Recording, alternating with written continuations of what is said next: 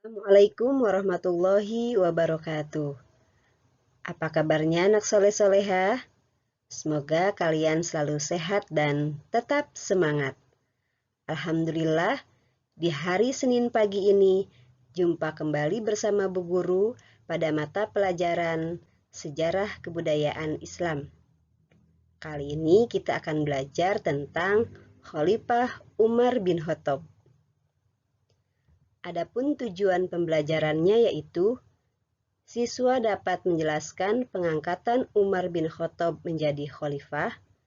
Siswa dapat menyebutkan langkah-langkah kebijakan Khalifah Umar bin Khattab.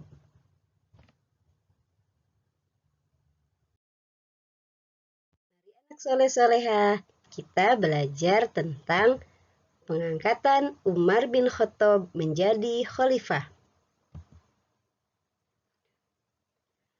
Umar bin Khattab merupakan khalifah kedua yang berkuasa pada tahun 634 Masehi sampai 644 Masehi, yaitu selama 12 tahun.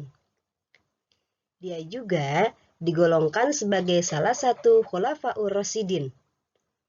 Umar merupakan salah satu sahabat utama Nabi Muhammad dan juga merupakan ayah dari Hafsah, istri Nabi Muhammad SAW.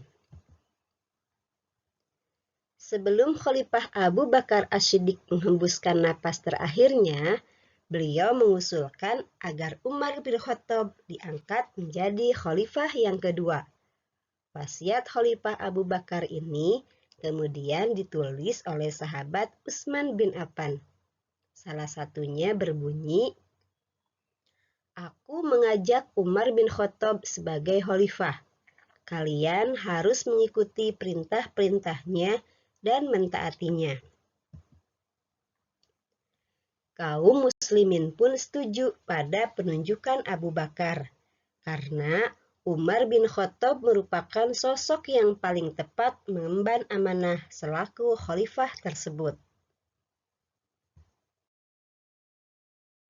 Selanjutnya, kita akan belajar tentang langkah-langkah kebijakan Khalifah Umar bin Khattab.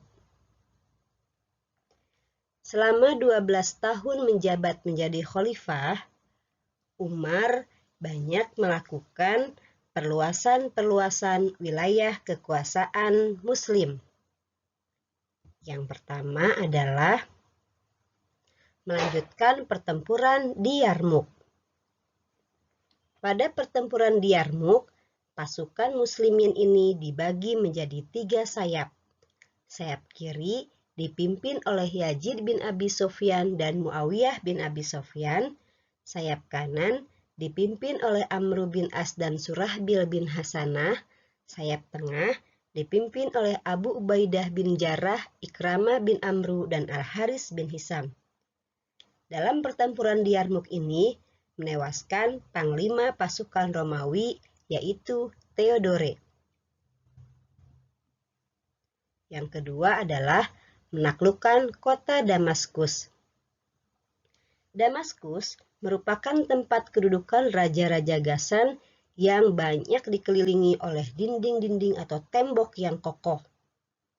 Pasukan muslimin yang dipimpin oleh Panglima Abu Ubaidah dapat mengepung kota Damaskus ini selama 70 hari. Pengepungan dilakukan di segala penjuru, sehingga kerajaan Ghassan menjadi terjepit, yang kemudian meminta damai dan menyerahkan kota Damaskus kepada kaum muslimin.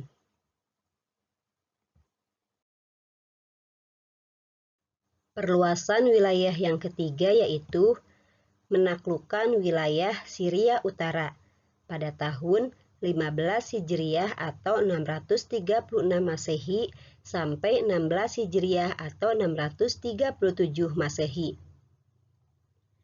Berita-berita tentang kemenangan kaum muslimin sudah tersebar luas di dataran tinggi Syria dan dataran tinggi Palestina. Jadi, tanpa perlawanan yang berarti, seluruh wilayah Syria Utara dapat ditaklukkan oleh kaum muslimin. Yang keempat yaitu menguasai kota suci Yerusalem atau Baitul Maqdis pada tahun 16 Hijriah atau 637 Masehi. Khalifah Umar bin Khattab memerintahkan kepada Panglima Besar Abu Ubaidah, Khalid bin Walid, dan Muawiyah bin Abi Sufyan berangkat menuju kota suci Yerusalem. Kota suci Yerusalem pada waktu itu berada di bawah kekuasaan Romawi, yaitu Kaisar Heraklius. Panglima Artafon bertekad untuk mempertahankan kota Yerusalem, sementara penduduk Yerusalem sendiri termasuk Uskup Agung Sophronius lebih suka berdamai, karena selama ini penduduk Yerusalem merasa tertekan di bawah kekuasaan Romawi. Panglima Artafon pun tidak kuasa menahan pasukan muslimin. Dia mengibarkan bendera damai dan menyerahkan kota Yerusalem kepada kaum muslimin. Selanjutnya yaitu melanjutkan penyerangan ke Parsi pada tahun 15 Hijriah atau 635 Masehi. Khalifah Umar bin Khattab mengirim Panglima Sa'ad bin Abi Waqqas. Dalam pertempuran ini, kaum muslimin menang dengan gemilang, tetapi Panglima Perang Abu Ubaidah gugur sebagai syuhada dalam pertempuran ini. Yang keenam yaitu menaklukkan Mesir pada tahun 19 Hijriah atau 640 Masehi. Dalam menaklukkan Mesir, kaum muslimin dipimpin oleh Panglima Amr bin As. Mesir waktu itu dikuasai oleh Kekaisaran Romawi dengan penguasanya bernama Muqawqis. Pada akhir bulan Rabiul Awal 21 Hijriah atau 641 Masehi, dilakukan penyerbuan total terhadap benteng Babylon. Panglima Muslim Jubair bin Awam berhasil menurunkan gerbang tembok, kemudian menyerbu ke dalam dan menghancurkan pasukan Romawi. Akhirnya, benteng Babylon sepenuhnya dikuasai oleh pasukan Muslim. Yang ketujuh, merebut bandar Alexandria atau Iskandaria. Iskandaria merupakan kota pelabuhan yang paling ramai di Mesir. Sebelum penyerahan kota Iskandaria, terjadi kesepakatan atau gencatan senjata antara kedua belah pihak. Perjanjian tersebut menguntungkan pihak Islam, karena dengan menguasai bandar Iskandaria yang ramai dan strategis, pasukan Muslim bisa mengontrol wilayah-wilayah Mesir lainnya.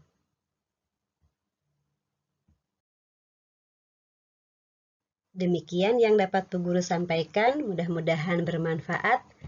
Terima kasih dan sampai jumpa.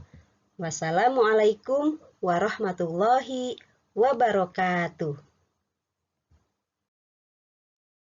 Selanjutnya, kalian kerjakan latihan soal berikut.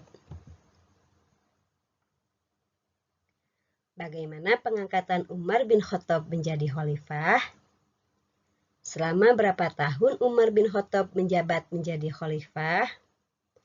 Sebutkan wilayah-wilayah kekuasaan yang berhasil ditaklukkan pada masa khalifah Umar bin Khattab. Siapa nama Panglima Romawi yang tewas dalam pertempuran di Yarmuk? Siapa nama Panglima Perang kaum muslimin yang gugur sebagai syuhada dalam penyerangan ke Parsi? Apa nama kota pelabuhan yang paling ramai di Mesir? Bagaimana kaum muslimin dapat menaklukkan Mesir? Dan selama berapa hari kaum muslimin dapat menaklukkan kota Damaskus? Selamat mengerjakan.